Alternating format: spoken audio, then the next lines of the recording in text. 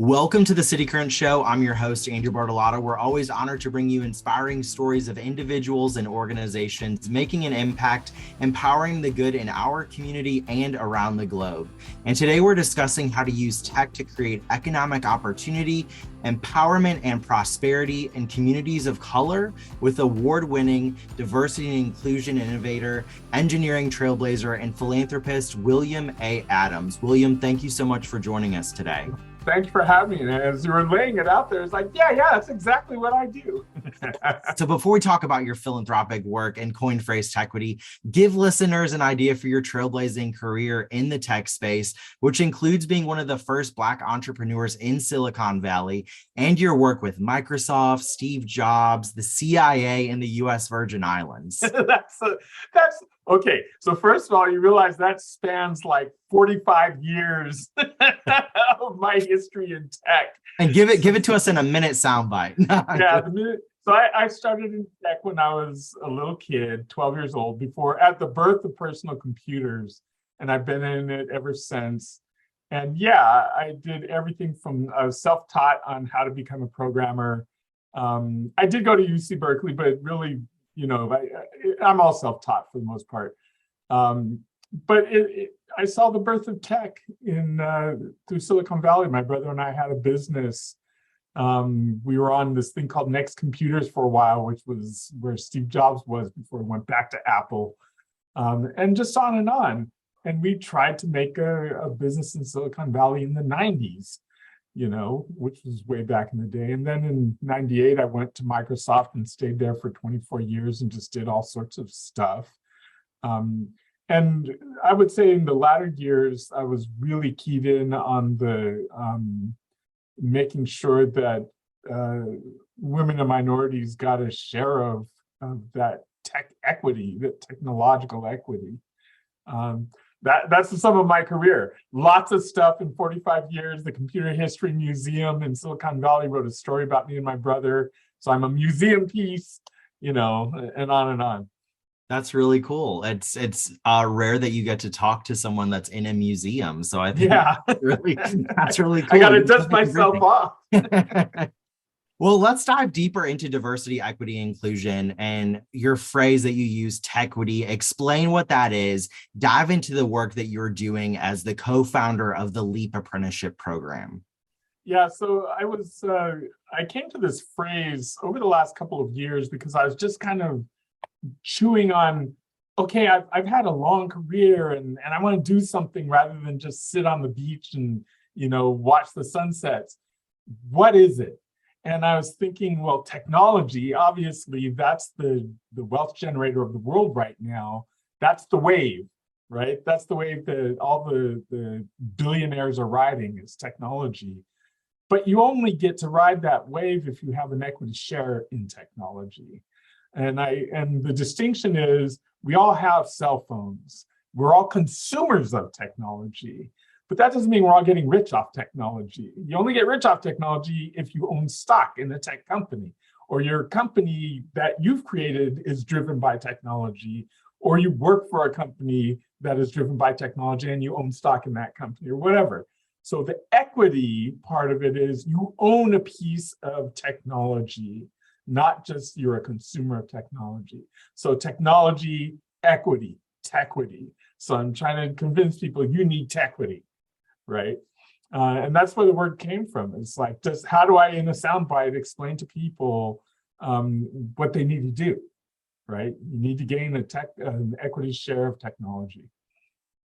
I love that you use that phrase because it really does showcase what your whole mission is about, as well as from the consumer side. A lot of people don't realize that technology and these apps and tech companies make billions off of their data that they are using every day. And so being able to understand the power of being able to benefit from this technology to gain either monetarily or through clout or your work in the tech space is super important. Highlight a little bit about the LEAP apprenticeship program.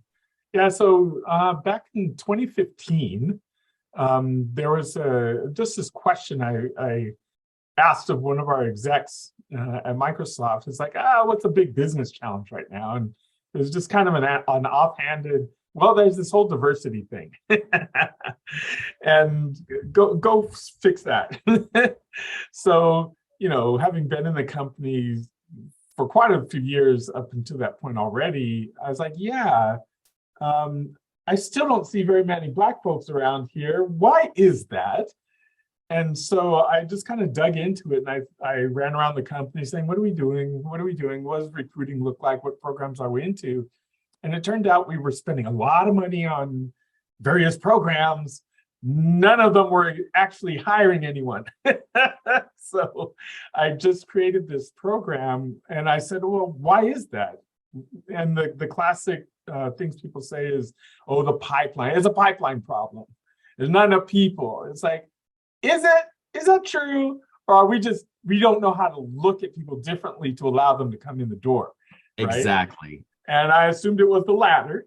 It's like there's plenty of people out there who are really smart and ambitious and look different than who's already here, but they're going through coding academies, and they're coming from different careers, and they're going through community colleges.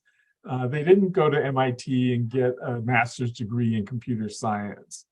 Do we even need that anymore?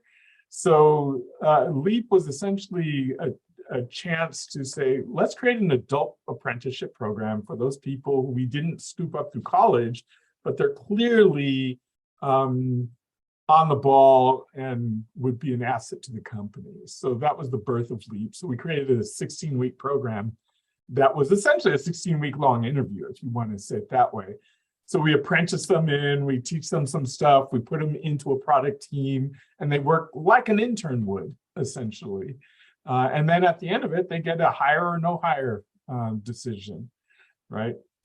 So that was the program, and it still runs to this day, and it's expanded to be worldwide and all that sort of stuff, and it's federally accredited and blessed by all.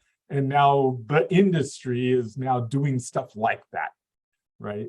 Like if you look at Amazon, they created a program kind of similar, and they called it LEAP, which was really funny. But it's just a recognition that it's like, well, talent's everywhere. And you cannot get enough talent out of the top 15 schools fast enough for the needs that we have in technology today. And it needs to be all over the world. So that's what I did. So for the first few years, I shepherded that along, and then eventually handed it over to HR, and they now run it. And the rest is just thousands of people who've been hired through the program. It's so cool to see the impact that you've made within your organization, as well as bringing up the fact that there may be some antiquated recruitment strategies. Yes, let's go to the top schools. Let's go to MIT recruitment fair and find the top people. But what about those that are at the community colleges, or those that are super hungry and learning those tools and technologies themselves, like you and your brother did? We have some amazing organizations in the Memphis area, like Code Crew and Black Girls Code, and there's some also some great organizations across the nation that are really diving into minorities and people of color to understand that they need to be in the STEM space, and they have opportunities, and they're eager to be in the STEM space, and they can't be what they can't see. So representation is a huge part of it as well. A lot of sort of this Silicon Valley stereotype is the 30-year-old white male with the hoodie and the expensive jeans that walks around and makes hundreds of thousands of dollars. But really, there is a ton of people that are in Silicon Valley that may not be the person that is getting all of the media attention, but are doing tremendous work. What's one piece of advice that you'd give to a person of color that's really getting started in technology, and how they can trailblaze through Silicon Valley, or even their tech space in their city, like you did? Yeah, I would think probably a couple of things. The first thing is to recognize that technology is everywhere now. You do not need to go work for the top tech, I put in air quotes, companies. You don't have to work for Microsoft, Amazon, Google, Facebook, Apple. Tech is everywhere. So you can pick your level of immersion, if you will. You don't even have to consider these big companies to be the top of the pile. Some of the best companies to work with are small companies, not necessarily starving startups, but just smaller companies that are doing something very interesting. So the number one thing that I've told people, though, is do something that you're passionate about and find the tech angle to that, because that's going to get you engaged. If you're just like, oh, I want a job in tech, therefore I'm going to go work at Google. It's like, okay, and then you're going to quit within 2 years. What you really need to do is say, what do I really like? I like woodworking. Okay, go find a company that's automating the woodworking process and go work for them. Maybe it's about CAD. Maybe it's about automating machinery, or maybe it's about automating a delivery system from forested trees to lumber on the shelves, right? So I say follow your passion first, and then from there, figure out the tech angle, and then learn the tech that you need to do the job to automate whatever that thing is, right? And do it from where you are. I mean, you do not need to move to Silicon Valley, right? I don't live in Silicon Valley. I haven't in 25 years. So go to wherever, if you, we found this a lot where people were just like, I'm not leaving Atlanta to come live in Redmond, right? My community's here. So it's like, find something. And of course, now with a lot more remote work and whatnot, work where you want to work, around the people you want to be with, around the community you want to be in, do something that's passion for you, and find the tech angle, right? That's the advice I give to people. And that's going to drive you to like, what language should I learn? Whichever language is necessary to do what it is that you want to do. And over your career, you're going to learn at least 10. So don't worry about it. Just start. So that's the simplest advice I could give. Well, I love that advice because it really does open your eyes to the realization that tech is needed in the smaller rural communities just as much, if not more, way more than the large cities that have these Microsofts and Apple and other top tech companies that you think of. You're also you're doing tremendous work in the hackathon space, which is a super cool, unique thing from maybe someone that may not understand what that is. You're the founder of The Event, which is a collaborative, community-based hackathon designed to use technology to address critical real-world needs. So talk about what it is and why it's important for communities of color, and maybe some examples from how it's inspired Tequity in the space. Yeah, well, it's a confluence of a couple of things. One is I look at the communities we're talking about, my tribes, if you will, and I say, well, what's one of the challenges we have? One of them is that we may not have the confidence to problem solve on our own. We're always with a handout, waiting for someone to solve the problem for us. And it's like, well, you're going to wait a long time, brother. It will be better if we can learn how to solve the problems ourselves. And that doesn't mean we have to be working in isolation. Part of the learning is learning how to network with people around the world. So I know people, I know very technical people all over the planet, and they're willing to come and help to solve certain problems. So a Tequity event, an event is one in which you bring together some experts who say, hey, we're going to go to the US Virgin Islands and we're going to solve their waste management problem, right? So we go, we have some sort of seminar, but it's about action. It's not about just talk, and then everyone leaves. It's like, no. That chemical engineer, that waste management expert, they're here to spend a week with you hacking on the solution to a problem that you have, right? It's not just a TED Talk, it's the action part, right? So you're teaching the community, how do you tackle a problem? How do you marshal your resources? How do you work together, And then once you produce something, how do you retain ownership of that thing so that when the next community, your neighbor comes along and says, oh, we want to do that too. It's like, you can buy it from us. We own the patents if there were any that were generated. We will sell you the thing. Now they have an equity share in the solution they came up with, right? It wasn't handed over to XYZ giant corporation who now exploits them and takes their money. It's like, no, no, no. We built it. We employed ourselves. We solved our problem. And now we're exporting that solution to other places. So it's just trying to get a spark where we're like, wait a minute, we're creative people.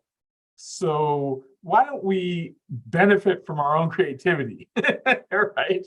Rather It's than letting brilliant. someone else benefit from it. So that's what it is about. And we're just trying to, over this year, we'll pick one or two communities to go into and solve some problem that they have, some challenge.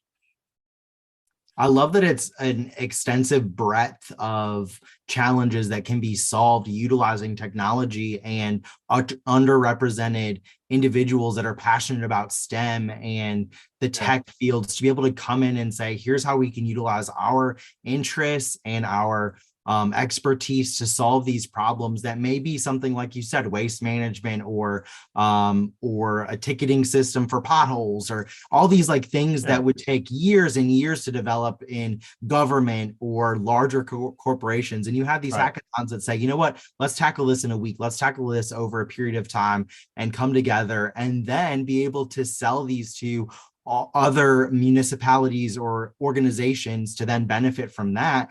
And it's this toolkit that is just, you're learning and you're bringing in different minds, and the collaborative efforts from there, like the collective impact is huge. It's so cool. And hackathons are it's so cool to be a part of, to just see the brainstorming and information come together. Yeah, and the way it's slightly different from what you would traditionally think of as a hackathon. Hackathons are typically like, oh, there's a winner. There's one winner, they take the prize money, and everyone else is a loser, right? This is different. This is the community. So you're not trying to award something to one person or one team. The team is the community. So all you're doing is bringing everyone together and coalescing, and you collapse around the single idea. And then you say, we won, right? We all won. And let's go further and have ownership and blah, blah, blah, blah, blah. So yeah, that's what it is. What puts a smile on your face when you look at the work that you've been able to do to create equity and inclusion for people of minorities, people of color in the tech industry, and then shine a spotlight of the importance of expanding opportunities for all? The easiest thing is when I occasionally get emails or someone sees me and they say, you've changed my life. It's as simple as that. I mean, I did a couple of videos with a couple of people, like one woman, single mom, you know, she did have a college degree, and she's like, you changed my life. I was headed down this path. Now I'm headed down this path. My kid's going to probably much better college than she would have before. And I'm not afraid that I can't make my rent or eat or whatever. I'm set, right? Or another woman who is a casino dealer, you know, living in her car at some point, raising her son. She gets the job, and it's like, at least for some amount of time, it's like, I have stability. I have a broader outlook in the future. I can support my family, my extended family. You've helped my tribe, right? There's nothing greater than that. There's not a single piece of software I've ever written in my life that has had that direct personal impact, right? So it's like, it doesn't get any better than that when you've got whole communities who are like, you have directly impacted and enhanced my life. It's like, okay, that's what we want. Yes, right? that is personal fulfillment right there. And also just the generational change, you know, that's huge. Yeah, I mean, it's hard to look out into the abyss and see all the hurt that's out there in the world and go, oh, what are we going to do about poverty? It's like, I don't know, but I'm going to help this person. And they're going to help that person, and they're going to help two other people, and eventually we'll get there. So that's what brings a smile to my face.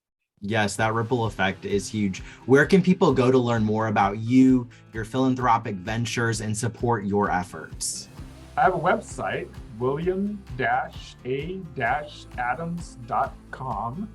And that's where everything is. So links to socials, the blog I do, the code I write, the newsletter, all that sort of stuff. It's all centered around that website.